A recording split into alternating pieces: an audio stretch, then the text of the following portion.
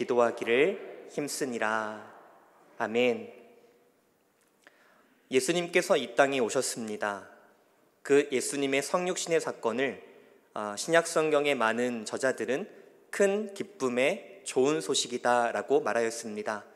우리는 이것을 한 단어로 복음이다라고 말합니다. 그리고 그 복음 안에는 수많은 영적인 유익들과 보물들이 담겨져 있습니다. 대표적으로 죄사함의 은혜, 하나님과 화목의 은혜, 또한 성령 하나님의 내주하심과 인도하심의 은혜, 뿐만 아니라 참된 평안과 소망, 영원한 생명의 약속들이 이 복음 안에 담겨져 있습니다. 그런데 여기서 우리는 중요한 질문을 해보고자 합니다.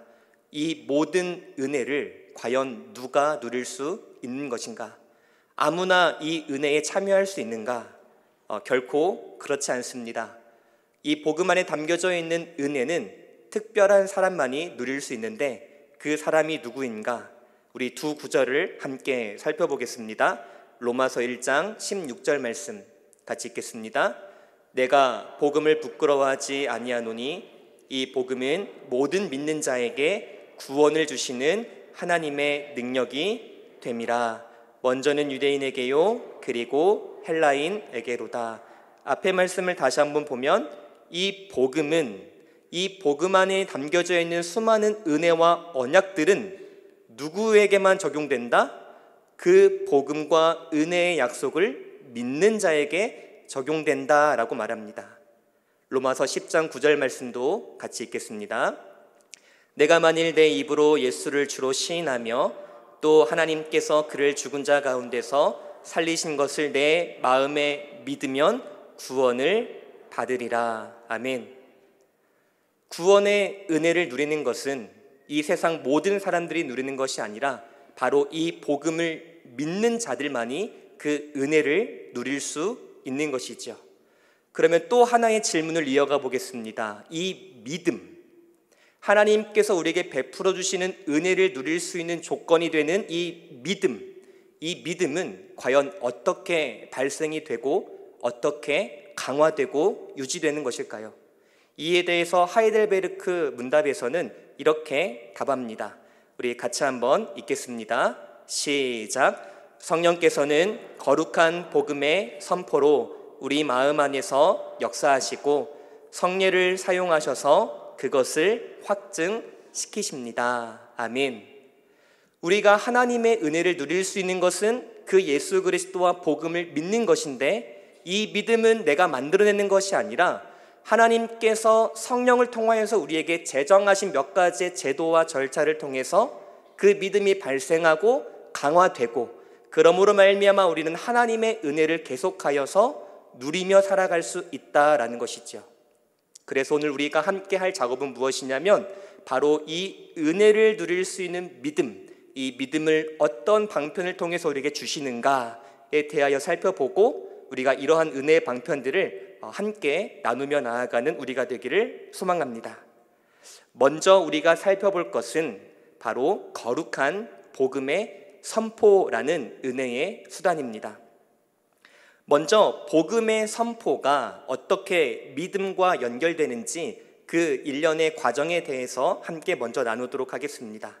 쉽게 말하자면 복음이 선포되어지는데 그 선포되어지는 복음이 어떻게 우리에게 믿음으로 적용되는가, 이 일련의 과정을 우리가 말씀을 통해서 함께 좀 살펴보겠습니다.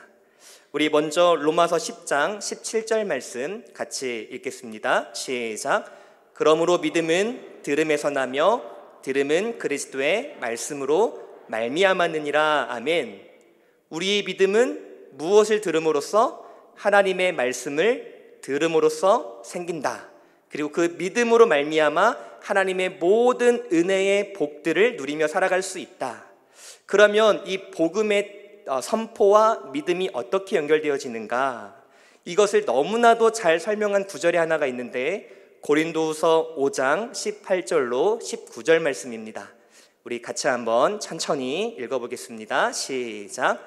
모든 것이 하나님께로서 났으며 그가 그리스도로 말미암아 우리를 자기와 화목하게 하시고 또 우리에게 화목하게 하는 직분을 주셨으니 곧 하나님께서 그리스도 안에 계시사 세상을 자기와 화목하게 하시며 그들의 죄를 그들에게 돌리지 아니하시고 화목하게 하는 말씀을 우리에게 부탁하셨느니라. 아멘. 조금 구절이 길죠? 조금 어려울 수 있는데 우리 다시 한번 18절을 보겠습니다. 노란색 부분을 제가 다시 한번 읽어보겠습니다. 무엇을 바울이 말하는지 한번 떠올려 보십시오. 모든 것이 하나님께로서 났다. 그가 그리스도로 말미암아 우리를 자기와 화목하게 하셨다. 예수께서 이 땅에 오셔서 십자가에서 죽으심으로 말미암아 하나님과 우리의 관계가 어떻게 되었다? 화목하게 되었다라는 일련의 구속의 사건을 설명합니다. 이 구속의 사건, 구속사는 객관적인 진리로서 내가 믿고 싶지 않다라고 해서 이것이 취소되는 것이 아닙니다. 이것은 내가 믿고 싶지 않고 부정하고 싶다고 한들 이 구속사의 사건은 객관적이요 사실로서 증명된 사건이라는 것이죠. 그런데 이 구속의 사건을 하나님께서 어떻게 하셨냐? 이 구속의 사건을 맡아서 증거하는 화목의 직분을 우리에게 주셨다라고 말합니다. 예수께서 2000년 전에 이루신 구원의 사건이 있습니다. 그 사건이 그냥 가만히 있으면 전파되지 않겠죠. 그 구속의 사건을 각 사람들에게 주셨고 그 화목의 직분을 받은 자들이 세상으로 나아가서 이 복음을 증거하게 됩니다. 그때의 성령께서 이 복음 전파의 사역을 사용하셔서 그 들려지는 말씀을 통해 그 안에 믿음이 발생되게 하신다라는 것이죠. 그러니까 이 거룩한 복음의 선포가 어떻게 믿음으로 연결되는가의 결정적인 중요 인자는 바로 성령 하나님의 적용하시는 사역이 있기에 우리 안에 믿음이 발생할 수 있다라는 것입니다. 따라서 우리가 이 거룩한 복음을 증거할 때나 또는 들을 때에 가장 중요한 것은 무엇이냐?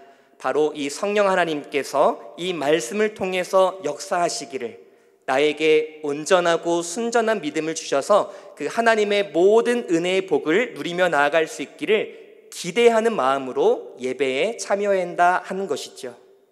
사랑하는 성도 여러분, 이러한 성령 하나님의 놀라운 주권적인 은혜의 사역으로 말미암아 우리의 마음 가운데 순전한 믿음이 발생하고 이 믿음으로 말미암아 하나님이 주시는 놀라운 은혜를 마음껏 누리며 살아갈 수 있는 우리 모두가 되기를 진심으로 소망합니다. 그러면 또 이런 질문이 발생이 됩니다. 믿음은 성령 하나님의 주권적인 역사의 결과다. 그러면 우리 편에서는 아무것도 안 해도 되는 것인가? 라는 착각의 늪에 빠질 수도 있습니다. 성령 하나님의 역사를 기대하고 의존한다라는 말은 우리 편에서 아무런 준비를 하지 않는다거나 대충 해도 된다라는 것을 의미하는 것이 아닙니다.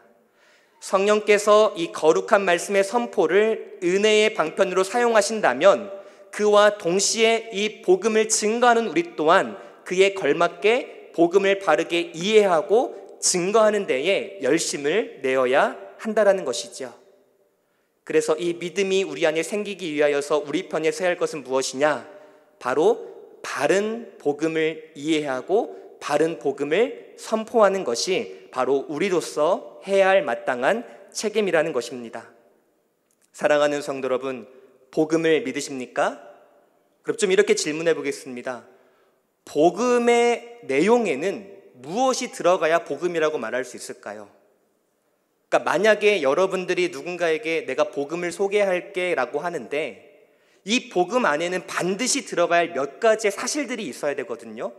근데 만약에 그 안에 무엇이라도 빠지면은 그것은 바른 복음이 아니라 다른 복음으로 될 수 있다는 것이죠. 그래서 이 시간 바른 복음이 무엇인지, 그러면 다른 복음은 무엇인지 우리가 이 두 가지를 한번 간단히 살펴보도록 하겠습니다. 먼저 바른 복음이라고 할 때는 크게 두 가지의 요소가 꼭 포함이 되어 있어야 합니다. 첫 번째는 그 복음의 내용 안에 예수 그리스도께서 이루신 그 구원의 진리가 바르게 제시되어야 합니다. 이 구원의 진리, 구원의 도리 안에는 다른 것이 아니라 예수께서 이 땅에 오셨고 또한 태어나셨고 또한 공생애를 살아가셨고 십자가에서 순환받으심과 고난받으심과 죽으심 뿐만 아니라 사흘 만에 부활과 승천이라는 객관적이고 역사적인 이 예수의 사실이 복음 안에 녹아져 있어야 한다는 것이죠. 만약에 여러분들이 이러한 예수의 역사적인 사실에 대하여, 객관적인 사실에 대하여 믿지 않는다면 복음을 증거할 수 없습니다. 또한 이러한 역사적인 사실에 대하여서 듣지 않고는 우리가 복음을 받아들일 수 없는 것이죠. 그러니까 내가 정말 복음을 바르게 이해하고 있는가, 내가 복음을 바르게 수납하고 있는가를 점검해 보고자 한다면 예수의 역사적인 사건에 대하여서 내가 정말 믿음으로 바라보고 있는가, 믿음으로 선포하고 있는가, 믿음으로 가르치고 있는가에 대하여서 점검해 볼 필요가 있다라는 것입니다. 사랑하는 성도 여러분, 우리가 사도신경을 함께 나누고 있습니다. 그 예수의 오심, 예수의 나심, 예수의 사심, 예수의 고난받으심, 예수의 죽으심, 예수의 부활하심, 예수의 승천하심, 예수의 다시 오심을 우리가 사실로 믿음으로 받아들일 수 있는 우리 모두가 되기를 진심으로 소망합니다. 또한 바른 복음에는 두 번째가 필요한데, 그것은 다른 것이 아니라 이 구원의 역사적인 사실이 갖는, 이 구원의 역사적인 사실이 내포하고 있는 구속의 의미가 무엇인지를 우리가 고백할 수 있어야 돼요.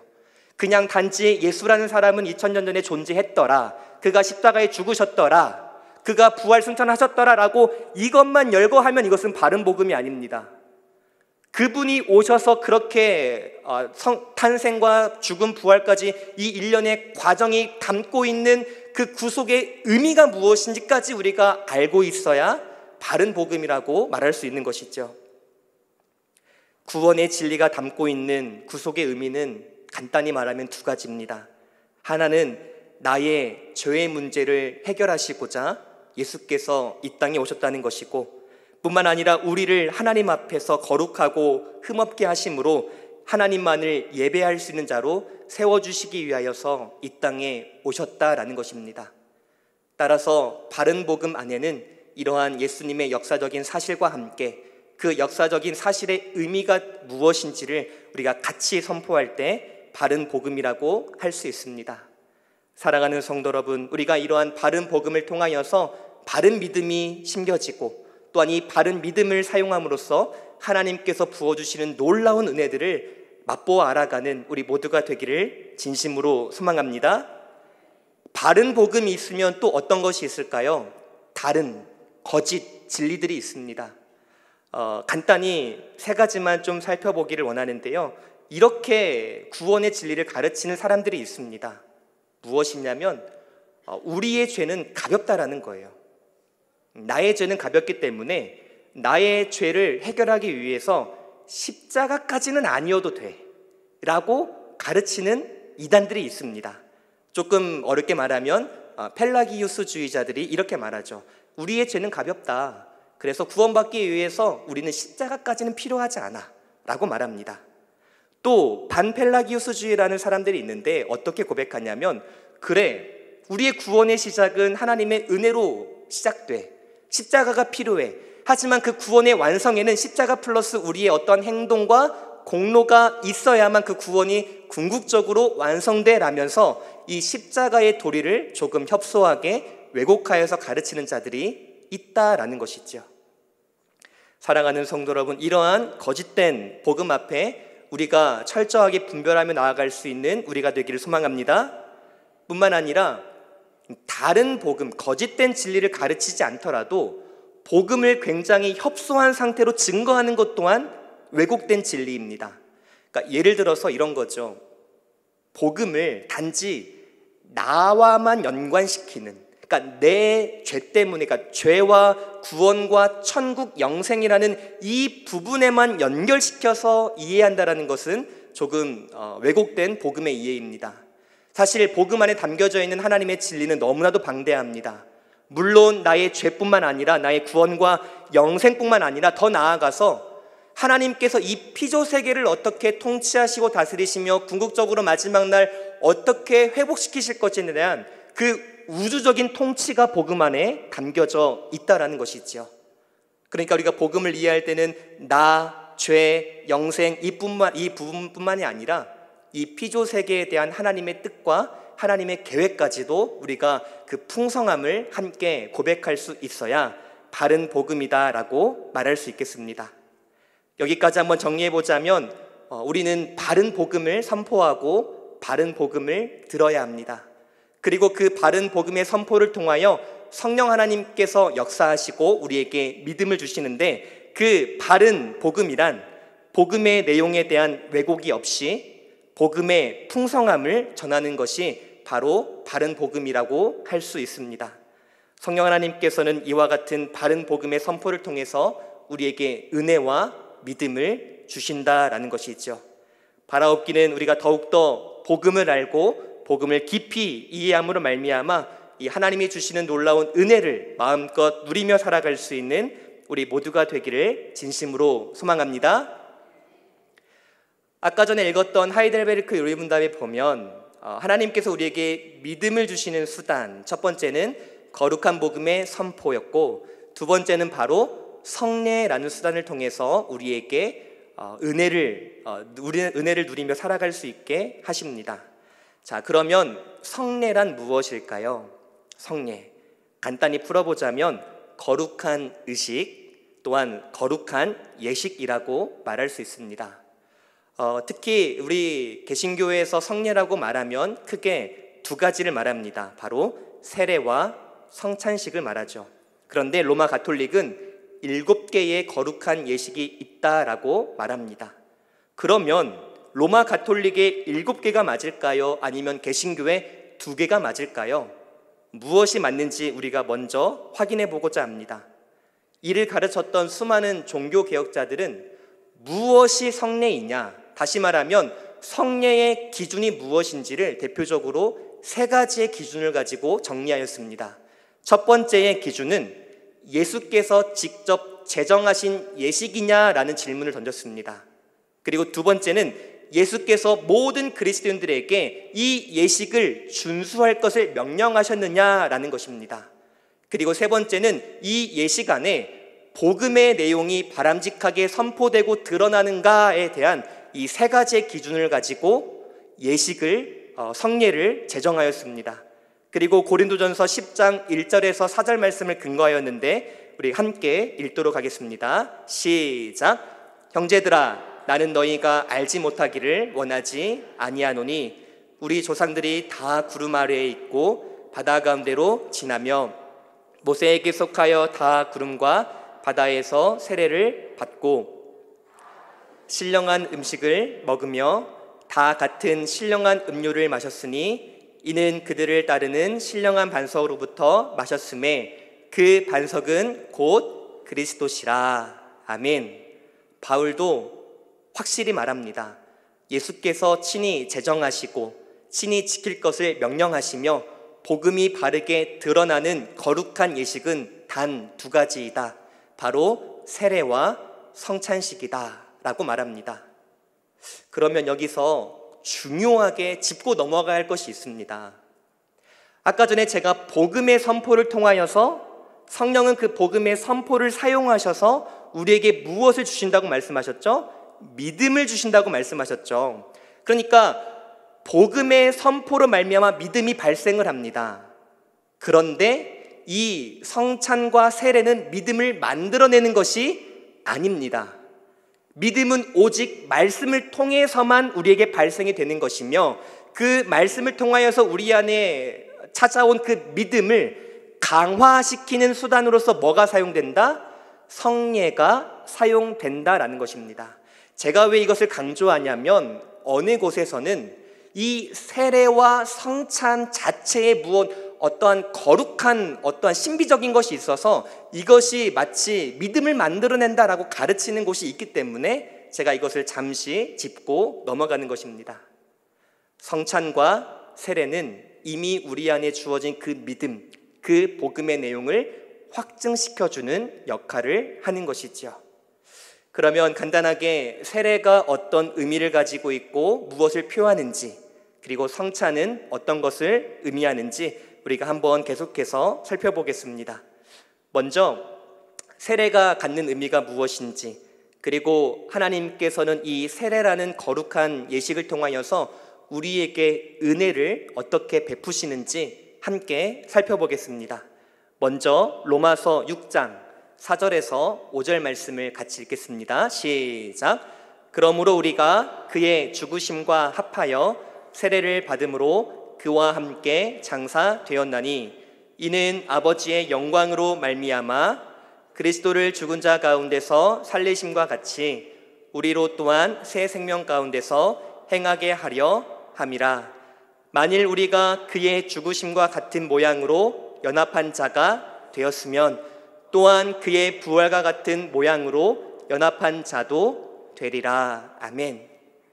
간단히 말하자면 세례가 갖는 가장 중요하고도 첫 번째 되는 의미는 내가 예수 그리스도와 함께 죽고 다시 살아났음을 밖으로 표하는 것입니다.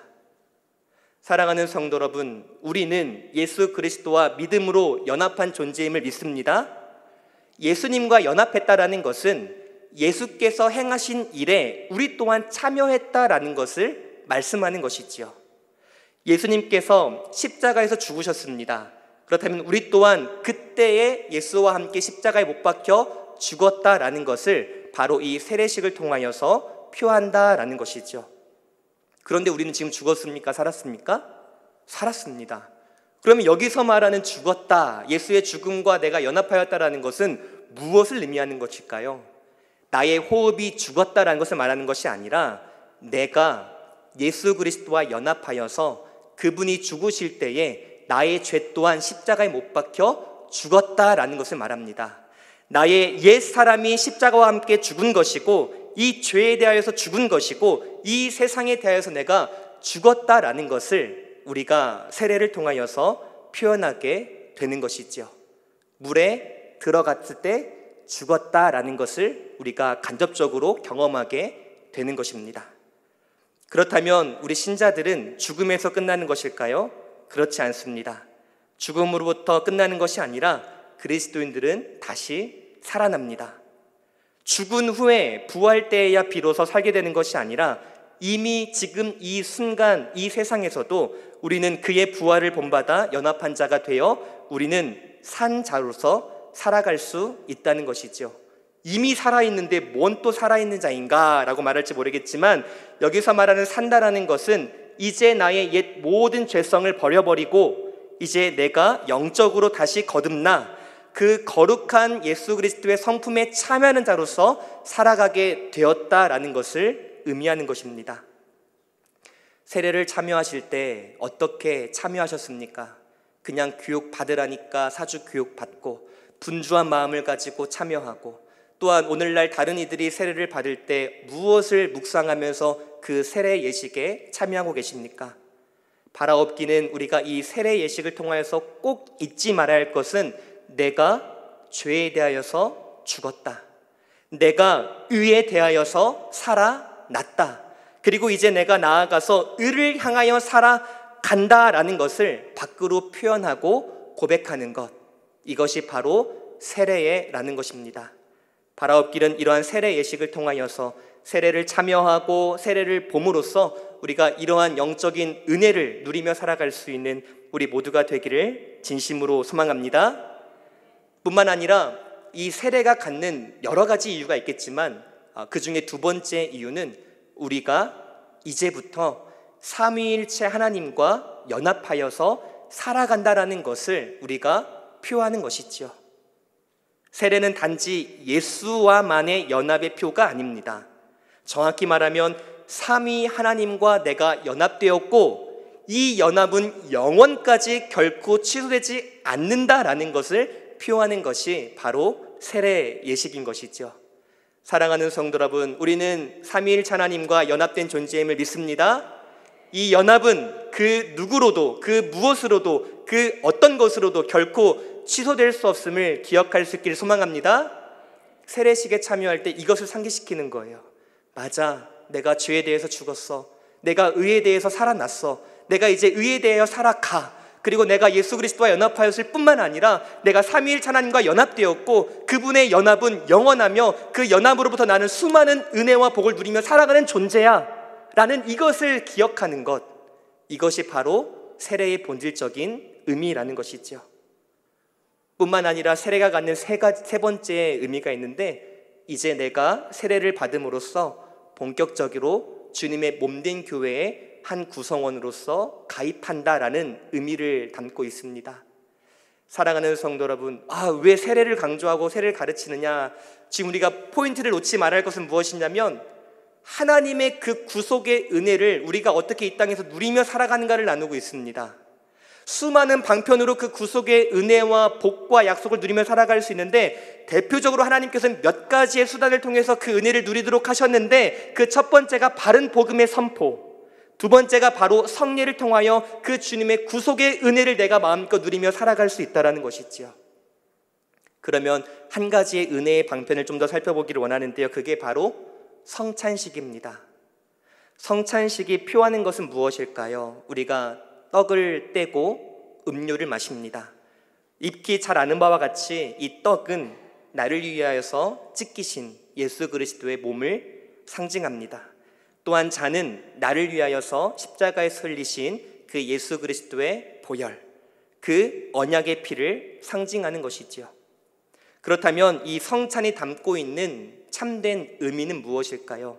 그것은 바로 예수 그리스도의 그 구속의 은혜를 우리가 가시적으로, 우리가 조금 이렇게 생동감 있게 볼 수 있도록 하나님께서 제정하신 하나의 교보제의 역할을 한다라는 것이죠. 그래서 실제 어떤 교회는 성찬식에 참여할 때 앞에서 집례자가 빵을 보는 데서 뜯습니다. 그리고 실제 그곳에서 포도주를 따르는 그러한 모습을 하는 교회도 종종 볼 수 있습니다. 따라서 이 성찬 예식을 참여함으로써 예수께서 나를 위해서 죽으심, 찢기심, 피 흘리심, 이것들을 우리가 생동감 있게 눈으로 봄으로써 그 하나님의 구속의 은혜를 더욱더 활발하고 생동감 있고 신선하게 볼 수 있는 역할로서 이 성찬 예식이 진행되는 것이죠. 사랑하는 성도 여러분, 그렇다면 우리는 이 성찬 예식과 세례 예식을 언제까지 준수해야 하는 것일까요? 고린도전서 11장 26절 우리 함께 읽겠습니다. 시작.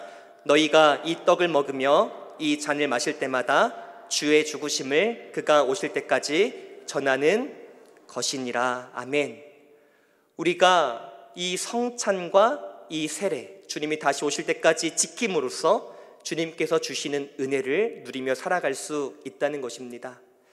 사랑하는 성도 여러분, 하나님의 은혜를 누리고 그 복음에 담겨져 있는 영적인 유익을 누릴 수 있는 방안은 딱 이 두 가지입니다.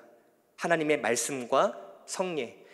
친교 안에서, 교제 안에서, 그러니까 성도의 교제도 중요합니다. 그런데 그 교제 안에서 이 믿음이 발생되진 않습니다. 단지 이 믿음을 우리가 서로 나눔으로써 강화하는 역할을 할 뿐이지, 절대 이 복음의 선포와 이 성례 외에 그 무엇으로도 믿음이 발생하지 않으며 그 무엇으로도 하나님의 은혜를 누릴 수 없다라는 것이죠. 바라옵기는 우리가 이 순수한 복음의 선포와 이러한 거룩한 예식에 참여함으로써 하나님께서 부어주시는 놀라운 은혜에 참여하는, 그리고 맛보아 알아가는 우리 모두가 되기를 다시 한번 진심으로 소망합니다. 한 가지만 좀 더 나누고자 하는데요, 성찬에 참여할 때 조금 우리가 의미를 담아서 참여하면 좋겠습니다. 이제 곧 4월이 되면 우리가 또 성찬에 참여할 텐데요, 그렇다면 우리가 이 성찬에 참여할 때 어떤 마음과 태도를 가지고 참여할 때 그 주님의 은혜가 더욱더 생생하게 느껴질까? 크게 두 가지를 좀 정리해 봤습니다. 첫 번째는 우리가 성찬에 참여할 때 죄에 대한 명확한 인식을 가지고 참여하면 좋겠습니다.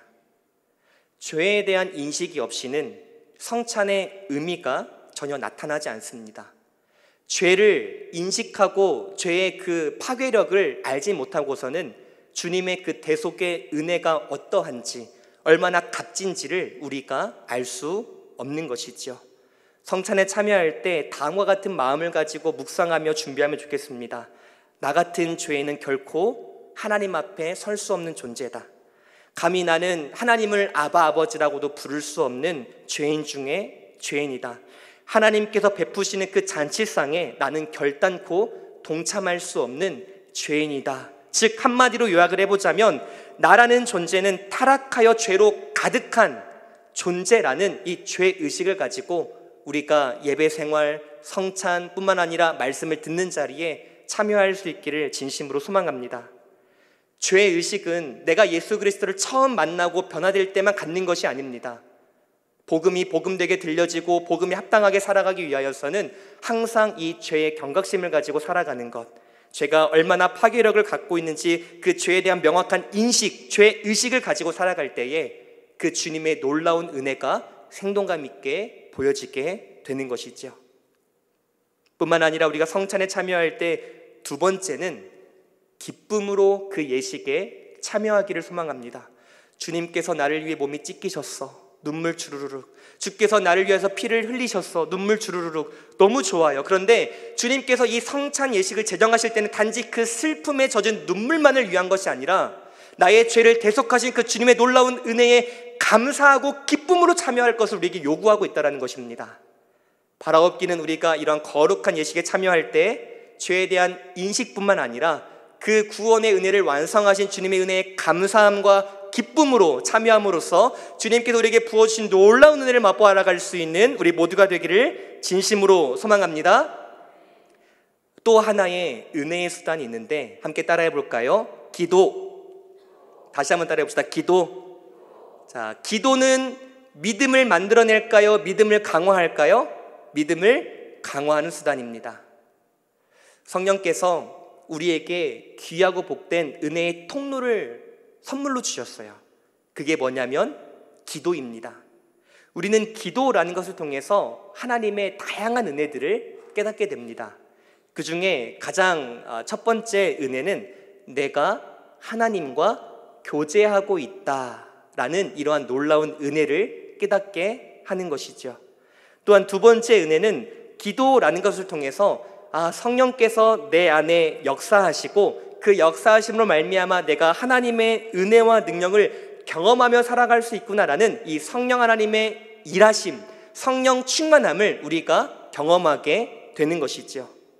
로마서 8장 26절로 27절 말씀 우리 같이 읽겠습니다. 시작. 이와 같이 성령도 우리의 연약함을 도우시나니 우리는 마땅히 기도할 바를 알지 못하나 오직 성령이 말할 수 없는 탄식으로 우리를 위하여 친히 간구하시니라. 아멘. 기도라는 수단을 우리에게 주신 목적이 참 많은데 그 중에 하나가 무엇이냐면 성령이 내 안에 역사하는 것을 우리로 하여금 경험하게 하시는 거예요. 내가 기도하지 못할 때에, 내가 연약할 때에, 내가 낙심할 때에, 내가 도저히 일어날 힘이 없을 때에 내 안에서 성령이 역사하시는 말미암아 하나님께 인도함을 받는 이러한 놀라운 은혜를 우리가 받을 수 있다라는 것입니다. 사랑하는 성도 여러분, 우리가 지금까지 우리는 어떻게 하나님의 은혜를 받을 수 있는가, 누릴 수 있는가, 그 통로가 무엇인가 대표적으로 세 가지를 살펴보았습니다. 첫 번째는 하나님의 거룩한 말씀이라는 수단을 통해서 우리는 하나님의 은혜를 누릴 수 있습니다. 뿐만 아니라 거룩한 예식인 성례, 그 안에는 세례와 성찬이라는 예식을 통하여서 그 하나님의 구속의 은혜, 대속의 은혜, 십자가의 은혜를 우리로 하여금 더욱더 또렷하게 볼 수 있게 하십니다. 뿐만 아니라 기도라는 수단을 통하여서 하나님과의 그 은혜가 지속되고 있음을 우리는 발견하게 되는 것이지요. 사랑하는 성도 여러분, 이제 중요합니다. 정리합니다. 말씀, 성례, 기도, 이것을 포괄적으로 포함하는 하나의 형식이 무엇입니까? 예배죠. 그러니까 하나님의 은혜를 누리며 살아갈 수 있는 유일한 수단은 바로 무엇이다? 예배라는 것입니다. 사랑하는 성도 여러분, 예배를 사모하십시오. 예배를 정말 사모하셔야 됩니다. 저는 이제 그런 말이 있습니다. 예배를 능가하는 삶이란 존재하지 않는다. 우리가 이 예배 안에서 은혜를 받아야 우리의 이 험한 세상 한 주간의 삶을 이기며 살아갈 수 있지, 예배를 통하여서 은혜를 받지도 않는데 나 스스로가 그 험한 세상을 넉넉히 이기며 살아갈 수 있다? 이것은 완전 모순이고 일치되지 않는다라는 거죠. 예배에 목숨을 거시고 예배의 자리를 사모하시고 그 예배의 자리에서 부어주신 하나님의 놀라운 은혜를 기대하며 참석하시기를 소망합니다. 그러려면 저는 조금 실천적인 그리고 조금 기본적인 것을 우리가 점검해 보아야 한다라고 생각이 들어집니다. 우리 오늘 몇 시에 집을 나서셨습니까? 오늘 이 예배를 위하여서 몇 시에 나왔는지 한번 떠올려 보시기 바랍니다. 그리고 우리 어제 몇 시에 주무셨습니까?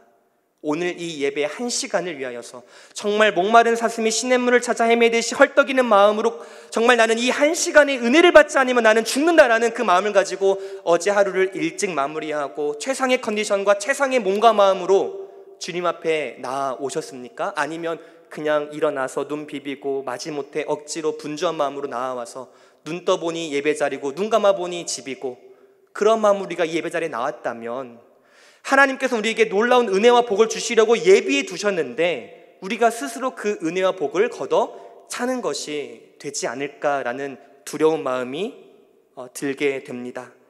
사랑하는 성도 여러분, 어려운 것부터 시작하지 마시고 이 예배라는 은혜의 수단을 내가 먹고 마시며 누릴 수 있도록 예배를 중심으로 우리의 삶 전체를 다시 한번 재정립할 수 있기를 소망합니다.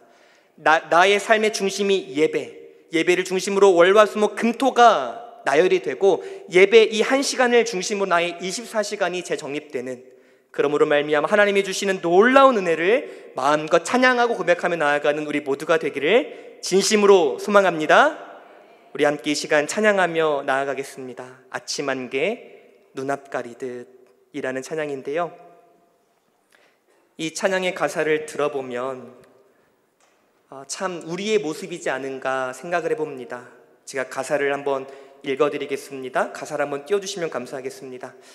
아침 안개 눈앞 가리듯 나의 약한 믿음 의심 쌓일 때 부드럽게 다가온 주의 음성 아무것도 염려하지 마라. 빗줄기에 바위 패이듯 나의 작은 소망 사라져갈 때 고요하게 들리는 주의 음성 내가 너를 사랑하노라. 우리의 믿음은 자꾸만 흔들립니다. 자꾸만 연약해집니다. 하지만 그럼에도 불구하고 주님의 은혜와 사랑은 여전히 우리 가운데 향하고 있다라는 것이죠. 사랑하는 사람, 이 찬양하시면서 언제나 주님께서 우리에게 주시는 은혜를 기억하며 함께 고백하기를 소망합니다.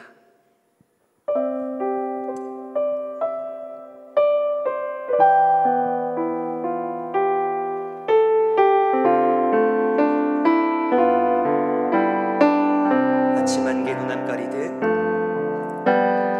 아침 안개 눈앞 가리듯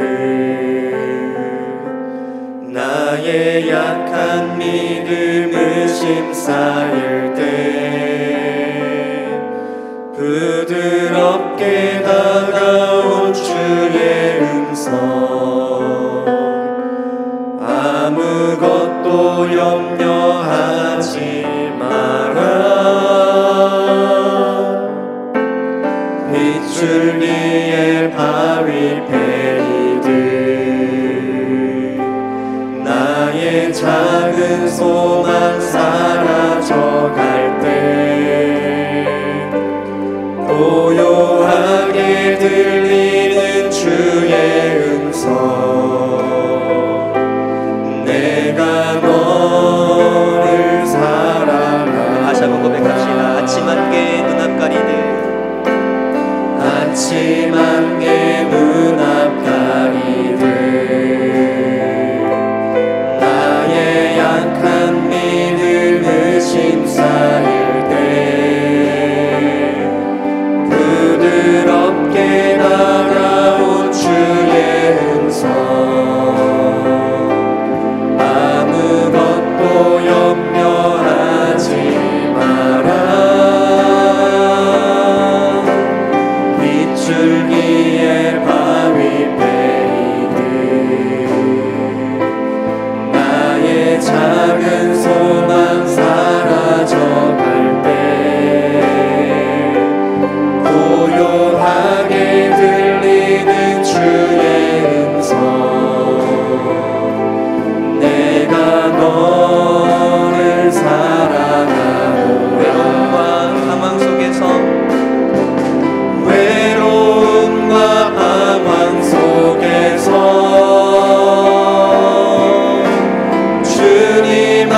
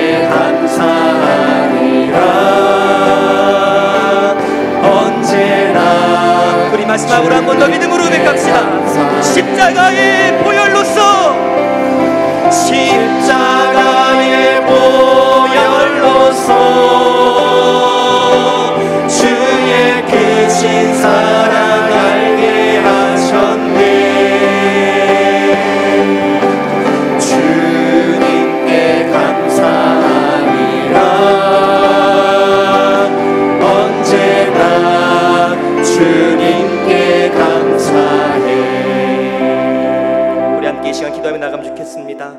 우리의 매일의 모습을 돌아보면 돌아볼수록 약한 믿음, 의심과 두려움으로 가득한 염려로 쌓여가는 우리의 인생, 소망은 사라져가고 주님은 온데간데 없이 문제와 상황 가운데 함몰되어서 살아가는 우리의 모습, 이러한 삶 가운데 필요한 것은 전적인 주님의 은혜입니다. 우리 함께 기도할 때 주님, 그 거룩한 복음의 선포로, 또한 그 주님의 거룩하신 성례로, 또한 기도로 말미암아 하나님의 그 놀라운 은혜가 여전히 나의 가운데 진행되고 있음을, 나의 삶 가운데 베풀어지고 있음을 기억하게 하시고, 그 고요하게 다가오시는 주님의 음성을 기억하면서 넉넉히 이기며 살아갈 수 있는 우리가 되게 해달라고 우리 시간에 주님의 이름으로 함께 기도하며 나아갑니다. 주여, 십자가의 보혈로서 주의 크신 사랑 알게 하셨네. 우리의 삶의 신뢰가 필요합니다. 믿음의 연약함으로 살아가는 우리의 모습, 약한 믿음 가운데 의심만 쌓여가는 우리의 모습, 빗줄기에 바위에 정말 나의 믿음과 소망이 살아가고 있는 나의 삶 가운데 주님의 은혜가 너무나도 필요합니다. 주님의 그 은혜를 우리의 삶 가운데 부어주시옵소서. 주의 말씀으로 말미암아, 또한 세례와 성찬과 기도로 말미암아 주님의 그 한량없는 은혜, 나를 향하신 그 영원한 은혜를 날마다 먹고 살아가는 우리 모두가 예수님 이름 붙잡아주시고 함께하여 주시옵소서. 그러므로 말미암아 우리가 이 영원 상당한 길을 믿음으로 승리하게 하시고 은혜로만 맡기며 살아갈 수 있는 우리 모두가 예수님 이름 붙잡아주시고 함께하여 주시옵소서. 주님의 뿐만 아니라 우리가 예배의 목숨을 걸기를 간절히 소망합니다. 예배의 목숨을 걸고 예배의 진심으로 예배 나오는 모든 예수님 붙잡아주시고 함께하여 주시옵소서. 예배를 참여하며 말씀을 드릴 때마다, 또한 세례와 성찬식에 참여할 때마다, 우리가 찬양하며 기도하며 또한 성도의 교제를 나눌 때마다 이 예배를 중심으로 살아가게 도와주시고, 이 예배라는 은혜의 수단을 통하여서 주님의 버릇이 놀라운 은혜를 날마다 고대하며 기대하며 승리하며 나아갈 수 있는 우리 모두가 될 수 있는 주님을 잡아주시고 함께하여 주시옵소서. 주님, 우리가 예배 가운데 주의 은혜를 맛보기를 원합니다. 주께서 은혜를 더하여 주시옵소서. 말씀 안에서 주의 계속의 은혜를 발견하게 하시고, 주의 십자가의 보혈을 발견하게 하시고, 십자가의 사랑을 발견하게 하시고, 복음의 사랑을 발견하게 하시고, 또한 나를 향하신 주님의 놀라운 사랑과 뜻과 계획을 발견하는 우리 모두가 될 수 있도록 주님 붙잡아주시고 함께해 주시옵소서. 은혜를 떠나서는 우리가 하나님을 살아갈 수 없습니다. 예배를 떠나서는 하나님을 살아갈 수 없는 존재임을 기억합니다. 나의 주님을 기억하게 하시고, 주님의 놀라운 은혜를 기억하게 하시고, 영원토록 주님만을 예배하며 살아갈 수 있는 우리 모두가 될 수 있도록 주님 붙잡아주시고 함께하여 주시옵소서. 날마다 그 십자가의 은혜를 우리 가운데 기억하게 하시고, 날마다 확증시켜주시고 강화시켜주시고, 믿음이 날마다 살아갈 수 있는 예수를 계속 우리 살아가는 우리 모두가 될 수 있도록 붙잡아주시고 함께하여 주시옵소서. 주의 은혜를 간절히 사모하니 은혜를 우리에게 거두지 마시고 진도중이라도 은혜를 베풀어 주시옵소서. 언제나 주님께 감사해. 하나님 아버지 감사합니다. 우리를 하나님의 한량없는 은혜로 구원하여 주시고, 또한 구원 이후의 삶 가운데에 그 하나님의 놀라운 은혜를 계속해서 맛보아 알아가게 하심에 감사를 드립니다. 특별히 나를 향한 그 하나님의 은혜와 사랑을 말씀과 세례와 성찬과 기도라는 귀하고 복된 은혜의 통로를 통하여서 더욱더 생동감 있게 깨닫게 하심에 감사를 드립니다. 주님, 우리가 이러한 귀한 은혜의 방편들을 마음에 잘 간직하고 하나님의 은혜를 영원토록 맛보아 살아가는 우리 모두가 될 수 있도록 주님 붙들어 주시옵소서. 이 모든 것이 한 번에 이루어지는 예배, 그 예배를 우리가 사모하게 하시고, 그 예배 안에서 목마른 사슴이 시냇물을 찾아 헤매이듯이 간절하고 사모하는 마음으로 나오게 하시고, 그 예배 안에서 주님의 놀라운 은혜와 사랑을 다시 한번 깨닫고 맛보는 시간 될 수 있도록 주님, 우리의 예배를 회복시켜 주시옵소서. 이제는 우리 주 예수 그리스도의 은혜와 하나님 아버지의 놀라운 사랑하심과 성령 하나님의 교통하심이 거룩한 말씀과 성찬과 세례와 기도라는 이 놀라운 은혜의 수단들을 통하여서 날마다 주의 은혜를 공급받고 그 은혜에 잇대어 살아가기를 원하며 돌아가는 우리 모든 사랑하는 주의 성도들 머리머리 위에와 주의 피로 값주고 사신 첨단 겨자씨 교회 위에와 이 나라 민족 세계 열방 선교사님들 위해 이제로부터 영원토록 항상 함께 있을지어다. 아멘.